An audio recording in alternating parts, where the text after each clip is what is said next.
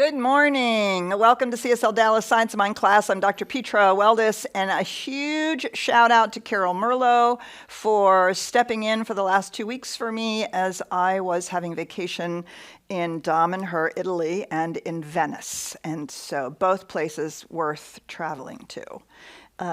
Super amazing. So, and of course, I'm now having, as I've shared with everybody in the room, my third cup of coffee because I'm got totally addicted to Italian coffee. All right, so we are talking about the last section, yay, in chapter 9 on prayer. Prayer is its own answer. Prayer is its own answer. And I know in the previous section that you guys talked about with Carol, it talks about prayer is essential to happiness. So if prayer is its own answer, why bother? Why is it essential, right? If it's already based on the prayer that we have thought or done in our consciousness. And of course, the point is that the prayer, the discipline of communing with the One, of remembering spiritual truth, of reminding ourselves that we're part of all of that, of recognizing how everything is part of that One, right? All of that allows us to trust our word and trust the process, trust the law. And it gives us a opening and what shall we say, a tool, really, more than anything else, a tool with which we can exercise our freedom to choose. Because, of course, that's the most important thing, is that we have the freedom to choose. And it is, of course, by our choices that we are grown, that we are spiritually made more awake, and that we either make a mess, or simply exist, or actually express ourselves and contribute to life. And so prayer is the way in which we engage with this freedom, but not as license, as a way of continually realigning ourselves with truth over and over and over again, which is why prayer is essential to our happiness.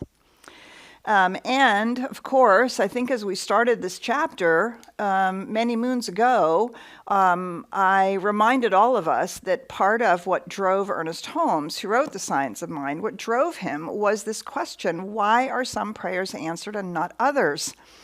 And if we believe that there is not a capricious deity deciding whether or not we're good, deciding whether or not we've appeased it, if we've released the idea of a capricious deity, then what are we doing in prayer? Why would we do it?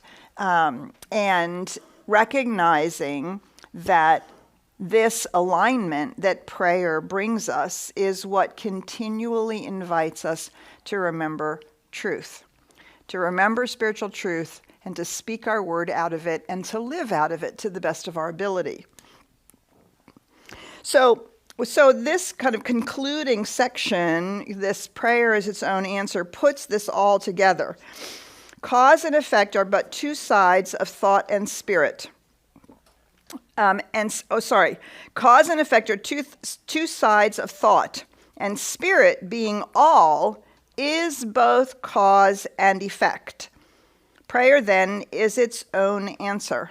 Why? Because we are not bridging a gap with prayer.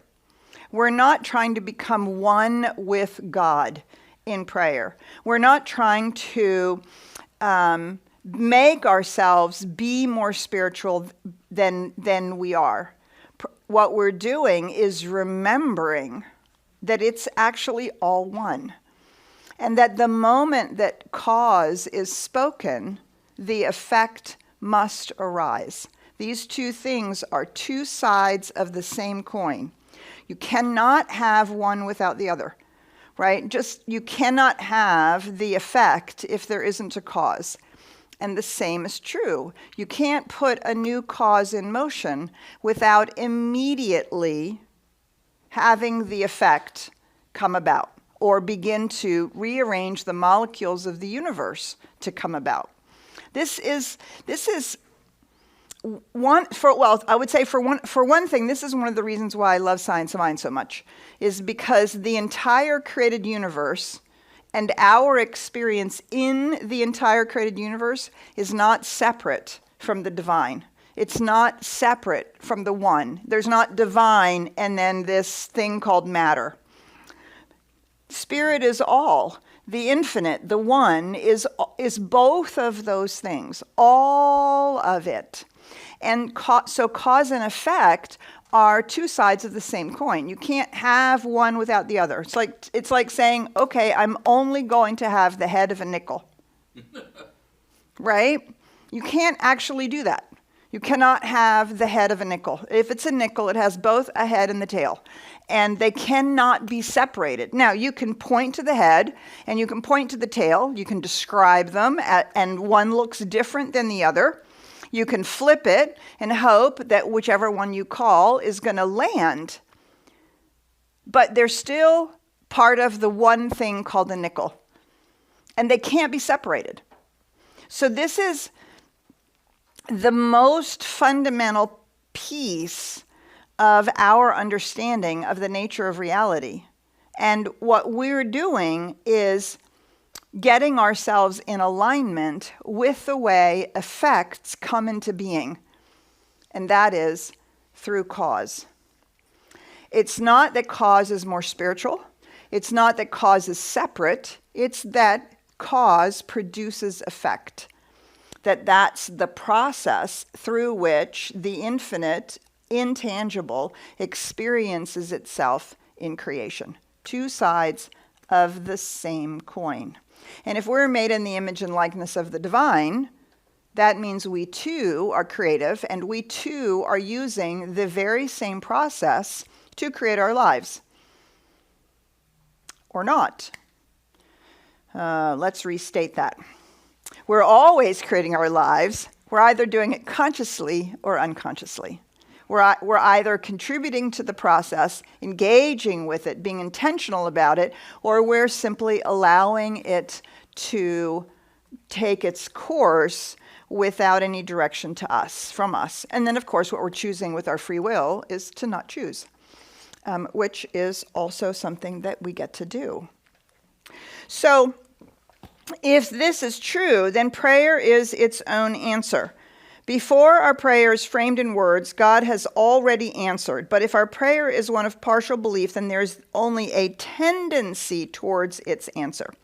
Well, how has God already answered it? Well, Spirit has already answered it because it is already giving and being everything. Everything, including love, joy, abundance, wholeness. It's already being the creative process. It's already being the way cells heal. It's already being the seasons and cycles of life. It's already getting to express itself through individuation. It's already being all of those things. Already. And it is in the process of our alignment with it and our belief that this is so, and that it includes us, that is the tendency for the prayer to be answered. The measure of our acceptance of this truth is the tendency of our prayer to be answered. So God hasn't already answered it because it already knows what we want. God has already answered it because everything we want or need is already available. All we have to do is decide what we are accepting. What is the good that we are accepting? Of course, we can decide to be surprised. We want good in an area of abundance, and we can decide to be surprised. And so our prayer can be, surprise me with how much abundance I can experience, right? Or we can say, my abundance today looks like getting to travel to Italy. There's no right or wrong. There's no good or bad in that, except, of course, to harm no one. To constantly seek to be in alignment with the way life is seeking to express through us.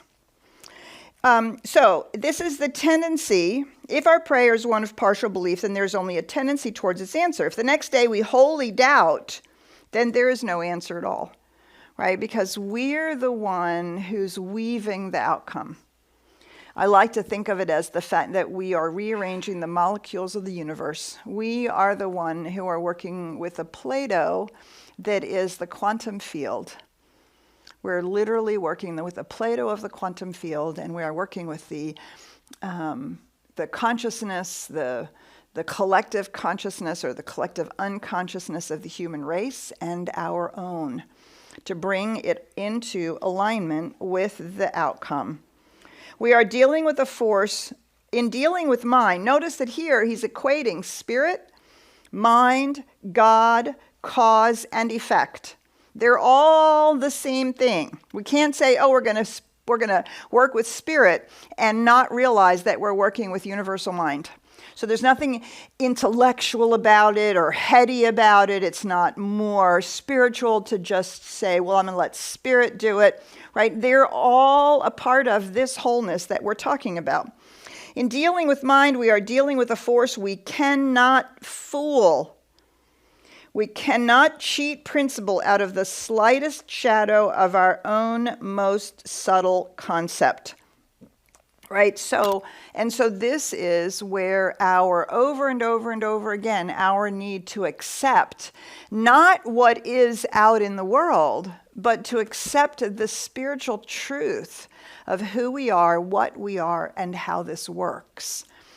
Right? And so we can't do a treatment and then end it with, and so it is. Well, at least I hope it is. Right? We've just undermined it completely. And so part of the reason why prayer is essential to happiness is that the very act of doing this work over and over and over again is what continually allows us to move into that place of acceptance. No, this is really true. This is, in fact, the way the world works. This is, in fact, the way the universe creates. This is, in fact, the spiritual truth, regardless of what is actually going on in the human condition. Because the human condition, remember, is a product of our free will. And if our free will has not been spiritually educated and spiritually lifted, we are going to choose things out of fear, control, greed, anger, a need to hide, whatever it might be that we've learned out of our biology, out of our own life experience, and out of the milieu in which we find ourselves. This is why our spiritual evolution and elevation is so important.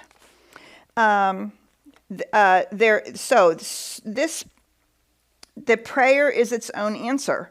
And so this is why we're going to get to later in this section somewhere, we're going to get to the idea of mental equivalence, right? Our mental equivalent is,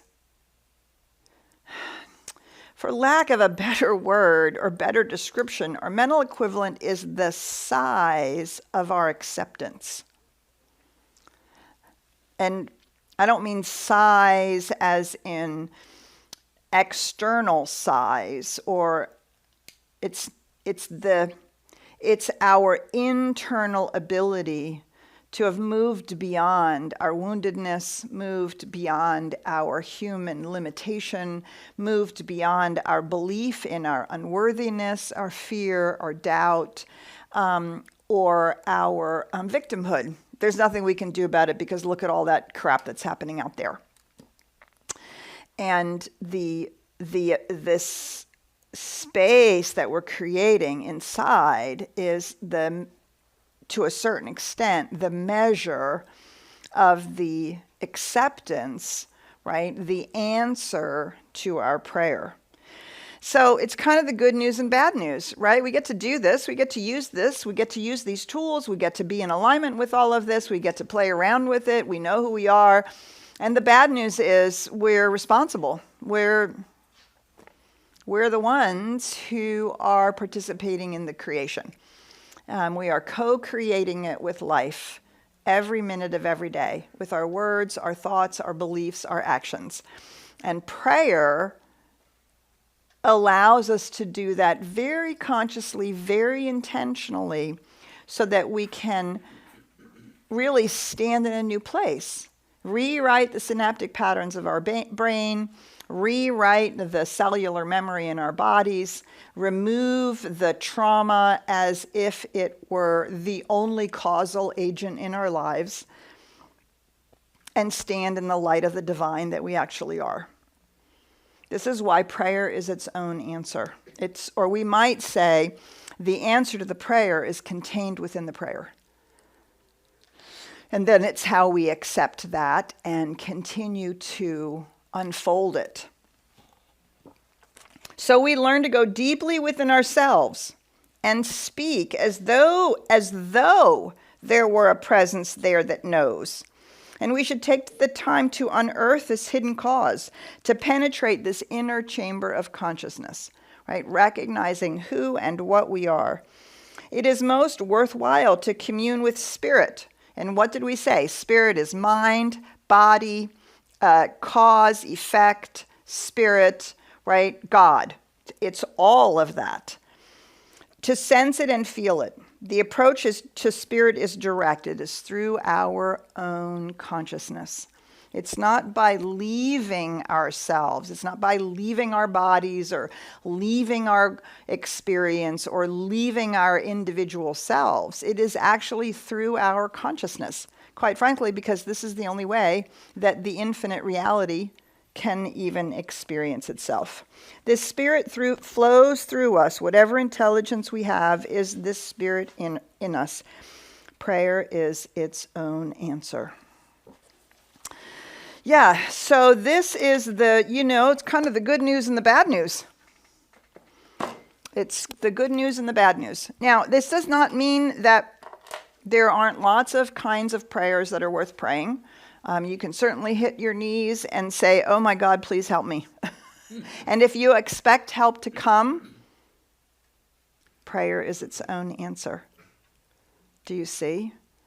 But if you throw that into a void and wonder whether it's going to be listened to, prayer is its own answer. We can do prayers of lamentation. We can do prayers of blessing and praise. We can do all of that.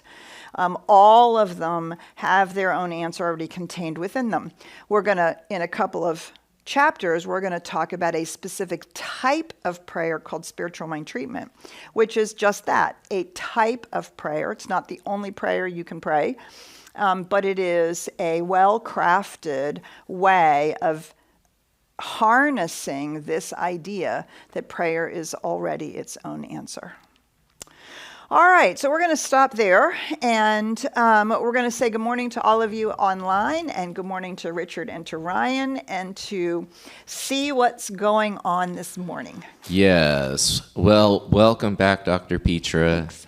And I know I was out of town as well, too, so shout out to Joseph for helping out with the AV support. Great. Yes, absolutely. And again, shout out to Carol Merlot for the last 2 weeks. So grateful. Yeah, and you were in Italy. I was in Italy, which is a restaurant. Thank you very much. Not the same. Not the same. So yeah, this is the part where we engage, and we'd love to hear from you guys both in person, in the audience, and online, all around the globe. I love saying that. So for the folks here in the room, you can just simply raise your hand, and Ross has the microphone, and he will help to pass it over to you. And for the folks who are joining us online via Zoom, you can hit the raise your hand icon, and I see Marjorie's got her hand up. Yay! And then also, you can use the chat located down below and put your questions and comments inside of there as well. And the same goes true for all of the lovely folks that are joining us all around the globe on Facebook Live. We'd love to hear from you. Tell us where you're watching from, and also leave your questions and comments, and I can bring that into the room as well. And I always like to mention that I keep those chats anonymous. That way we can continue to have a safe container for spiritual growth. So, should we start here with Marjorie, and then we can pull back here in the room and see if we have anybody? It's nice to start online for a change. It is. Marjorie, if you want to unmute yourself and join us. Good morning, hello. Marjorie. Hello. Welcome back, Dr. Petra. Thanks. Yeah, I have I don't know if it's a question or a comment or whatever it is. I've been doing some reading with Dr. Jim Lockhart, as you know, Uh-huh. and he's putting forward a philosophy of science of mind as to help it evolve. And one of the things he shares is that there's an unpredictability of the universe that arises within the subatomic level where true randomness or acausality exists. So I guess my question, or if it's a question about prayer as its own answer, and that I guess what we're hearing from Holmes here, I think, is that Spirit already knows the answer to our prayer before we pray, or something like that, if I'm getting that correct. And I'm kind of wondering about how Spirit is evolving, and so therefore, how would it know? How would it have a definitive answer about everything before we even ask it? If we don't even know if there is such a thing as acausality and randomness, and that Spirit is still evolving. So I think what I'm hoping might be the case is that through our prayer we are helping to evolve Spirit by our intention, by our intuition, by our thoughts, and even putting forward within the treatment the questions that we have and the doubts or the concerns that we may have. Within that third step of treatment, we're requesting, or we're stating what the desire is. And so with all of that, I don't know if you can pick up anything out of Oh, sure. that comment. Absolutely. Well, yeah, I think if you'll recall what I said at the very beginning, Marjorie, is that when prayer is its own answer, it says Spirit has all the answers, has already answered it. It hasn't answered it specifically. That is the joy of being individualized expressions. And we are, in fact, evolving Spirit, not just with our prayers, but with every thought, with every act, with every way in which we individually express our sense of who and what we are, and express that through our lives. And so we're adding to that randomness. And it's a lovely recognition, and it frees us from somehow thinking, I'm going to do my spiritual work, and I'm going to do my prayer, and I'm going to align with what Spirit intended for me. No. The only thing Spirit is doing, the only thing life is doing, is actually giving everything that is needed. But as you'll recall from a few weeks ago, I said there's no little airplane on the shelf in the mind of God that when humanity was ready to fly, God said, oh, here you go, here's an airplane. No. What's there is the possibility of flight, the laws of aerodynamics, at least in terms of our space-time continuum on our planet using gravity and whatever all the laws are specific to our planet in this particular space-time continuum. And so all of that is available. What's cool, what's so exciting is this idea of free will, which is what exactly brings randomness into the whole thing. And then we get to experience how our choices are expressing this impulsion of life to give of itself to life, right? And there's, I think about it, there's a whole boatload of our choices that really have no other impact than on us. Do I have chocolate ice cream today or vanilla? So it's just a choice. It's not impacting anybody else. And I really do get to choose whether I want chocolate or vanilla. There's no divine plan that says I'm going to be somebody who likes chocolate ice cream. So there's, let's say, I think about it, this is how I think about it, like 60% of our choices, like here in the middle, really are just for us. They really are, in fact, our own personal life experience and the choices that we make out of that, and the prayers that we say and the intentions we set. And then on either side, if this is 60%, 20% of our choices can really make messes. They can really impact other people. They can do damage. Now some of us, 50% of our choices do that, but that's a whole nother story.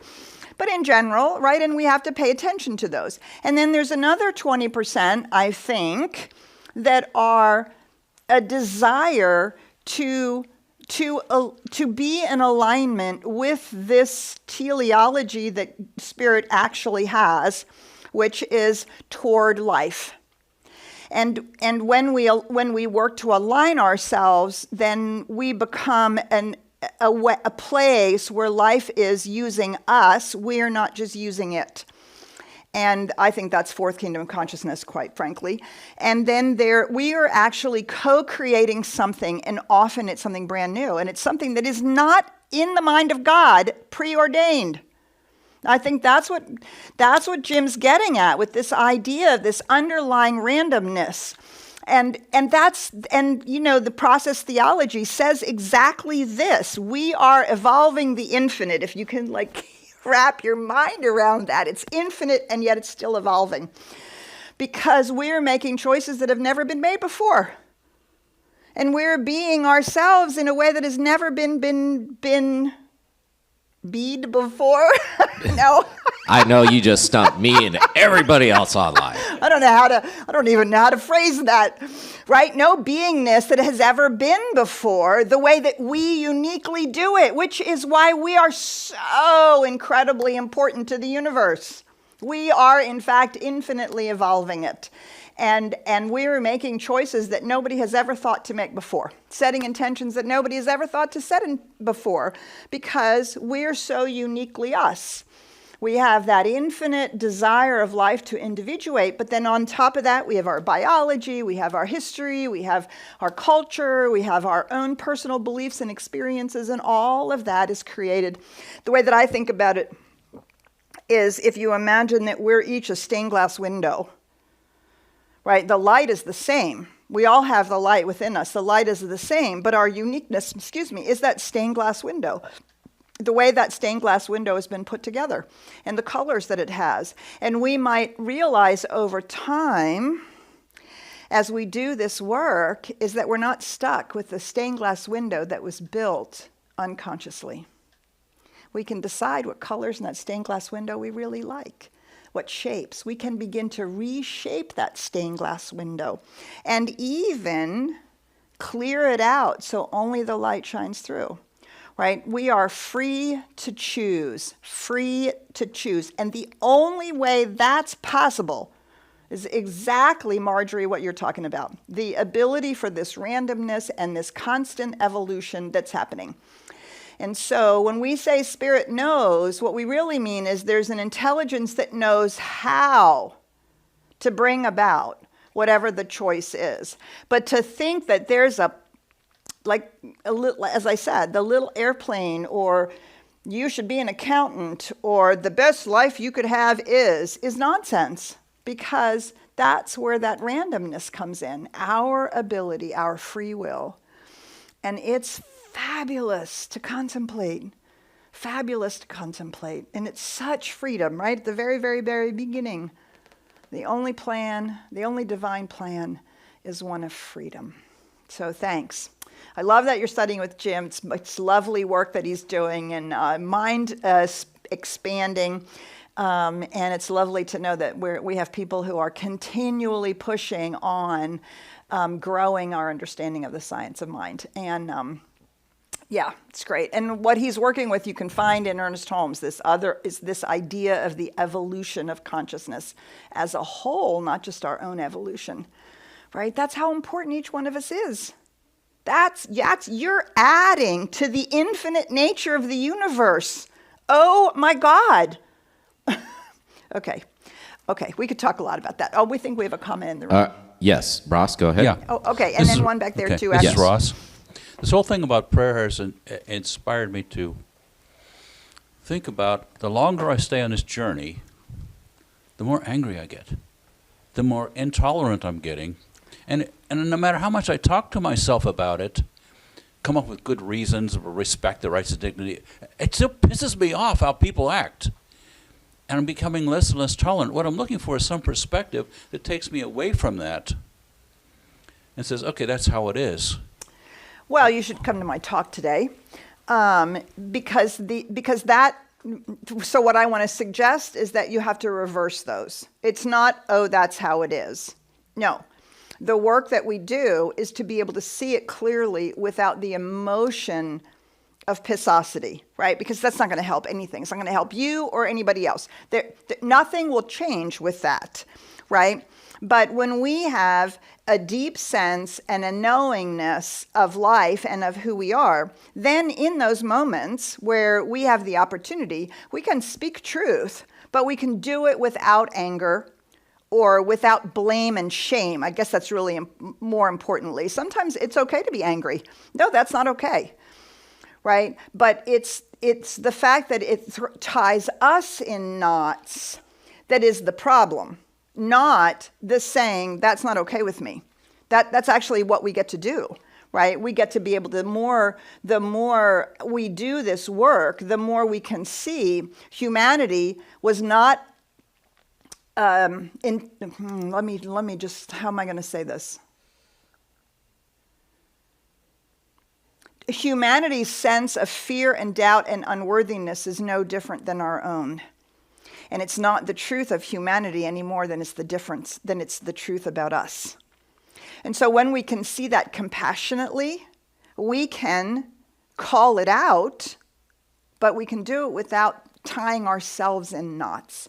That's the perspective I'm looking to get to. Yes, it takes practice. Oh, God. I know, everything takes practice, right? That's why it's called spiritual practice. It's not spiritual accomplishment. Spiritual practice, right? Over and over and over again.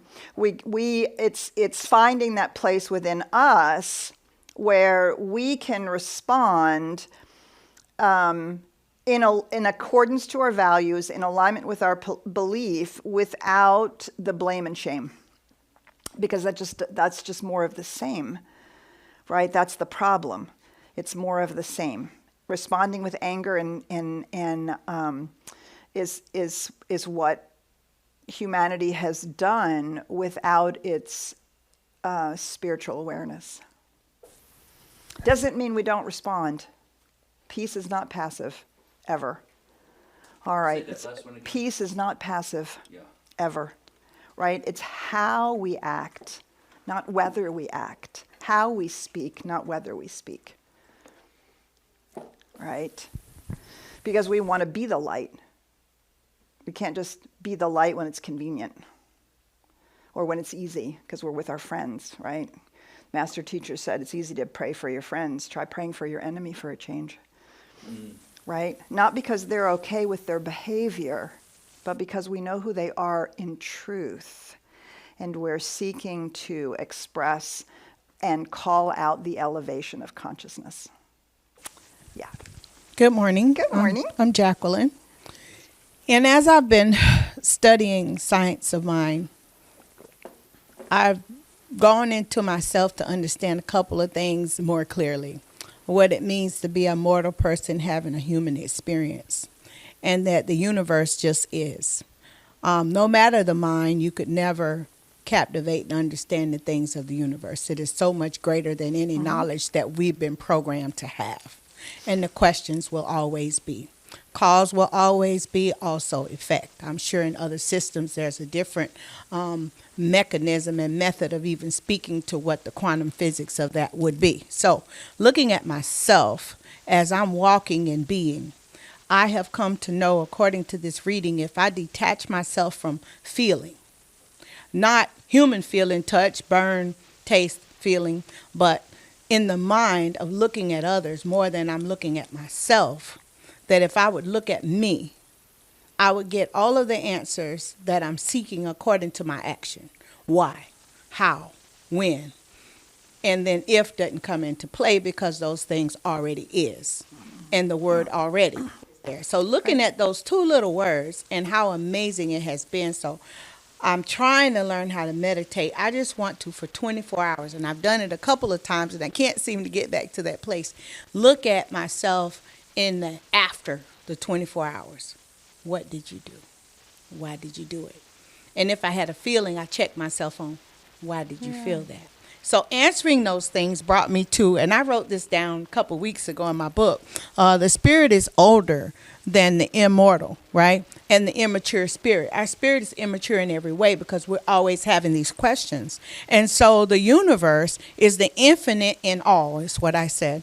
In that the question summons the action of the universe with your cause and to have an effect. And you just said that. I was like, oh my God, I'm starting to get it. You So, are. anyway. You are. That's awesome, Jacqueline. That's just what I wanted to say, and thank you for that. Beautiful. Yeah. I love that. Thank you. And you know, and good for you for wrestling with it, trying to put some words to it. The words themselves aren't, I mean, there's no magic to the words. They're not right words and wrong words, but it's the struggle, the shaping, the wrestling with it. What do we mean by this? How? And to keep engaging with it, because those questions are what begin to open the field for you. And good for you. We've been watching Ross do it now for a couple of years. And I mean, and this is what it means to do the work, right? And that is to keep, I mean, I spent a year, and my meditation every day for a year was on infinity, because I was like, I do not get it. I do not get anything about infinity. I don't get how the universe can be infinite. I don't get how I can be infinite. I don't blah, you know. And so to wrestle it to the ground in words that begin to make sense to each of us, and then to allow that over time also to evolve. The words will evolve, the shaping of it will evolve, we'll get deeper and deeper and deeper into it. Yeah, it's very cool. So thank you for sharing. It's very cool. Thanks, Jacqueline. Okay. All right. I'm just looking here online. I don't see anything. All right. Anybody here in the room have Anybody questions? else have a comment or a question? Number 3. Oh, okay, good. All right. So you talked about infinity. Yes. Thank you. This is Ross again. Here's the question. The things that we do in this lifetime, the things that we learn, the things that we accomplish, is there any evidence that this carries on into something else after we pass out of this body? Well, that is a fact-based question based on I know it. based on materialism Yes. evidence. Yes. Okay. So what we have is anecdotal evidence. I'll take it. So we have a lot of anecdotal evidence from the mystics to the sages of the East, the mystics of the West, to people with near-death experiences. You have evidence every time that you have a meditation experience that takes you outside of your ordinary waking reality and allows you to touch the infinite and recognize that you can recognize that it is you that is touching the infinite. And that is being, all of these things point to this idea that as consciousness awakens within us, as the organ has been evolved to house consciousness, and consciousness begins to awaken, individuated, there seems to be a recognition that individuatedness must continue, or to Marjorie's point, evolution of the infinite would not happen. So unlike the Buddhists, we have a lot of similarities with the Buddhists, but unlike the Buddhists, we do not believe that at some point you will live a karma-less life and then return to nirvana and be reabsorbed into the one, and all of that will be added to the one. But then what you've been adding can no longer continue to add new things. And if we are made in the image and likeness of the divine, and therefore infinite and immortal beings ourselves, it actually doesn't philosophically make sense that at some point the universe would say, well, I've had enough of this individuated experience, so we're going to stop that. Because that means that an infinite possibility would cease to exist. Do you see? But if it's an infinite nature that is infinitely expanding and evolving and growing, then it makes no sense for an individuated aspect of that infinite to cease to exist. So with a lot of our own deep meditation experience and the experiences of people that we read about or that we meet ourselves who have crossed the veil, there is clear anecdotal evidence that continuation is a given. There's also seems to be clear anecdotal evidence that there are children who come in knowing who they are. And that there are children coming in who, have a remembrance of where they came from. And so we take those as anecdotal evidence. Plus, a philosophical train of thinking would support it. But until somebody goes and, sends back an Instagram, that kind of evidence, not so much. It's a great question. Okay, so we're coming to the end. So if you're part of this community and you are interested in talking about the changes that are coming up with my retirement at the end of the year, please remember that we have a time to be together in person today at CSLDallas at noon. We're also having that same time on Wednesday at 7 in person, and then our online only time to be together is next Sunday at noon. And it's just an opportunity for us as a community to talk to each other about how we're feeling about these changes and what we would like to see, how we would like to see it unfold, and where we want to be a year from now with a new minister, having passed the baton and heading off into the next phase of CSLDallas. So don't forget that that's today in person, Wednesday in person, and then Sunday online only. And also, please remember that we are in the middle of our Fun with Friends program. And I'd love to invite you to bid on some of the events. We have some amazing, really amazing and fun events. And I'm noticing that sometimes people are only bidding on the first seat. So remember that when you go to the auction site, you have to scroll over and there are seats that haven't been bid on. So you don't have to overbid. You can go to the next one and start again. And a lot of them have 6 to 10 to 11 seats.